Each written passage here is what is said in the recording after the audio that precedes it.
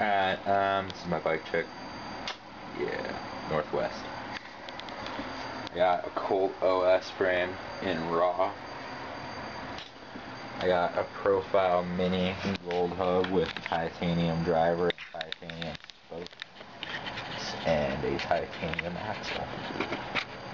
Laced to a Skylark rim with a Holy Roller tire. Don't ask why I got dirt tires, I will punch you in the face. I got a heavy duty chain, I'm running 39. I got Specialized 8-spline cranks, Haro recycled PC pedals, a Colt O-Colt seat that is really dirty. I've got a Sunday Freeze top load stem, S&M Hoder bars with the ODI extra longs, don't buy them, they suck.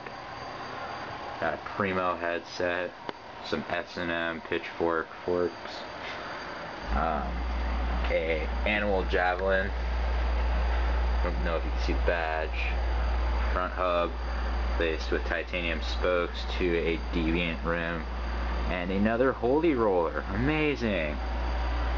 And I think that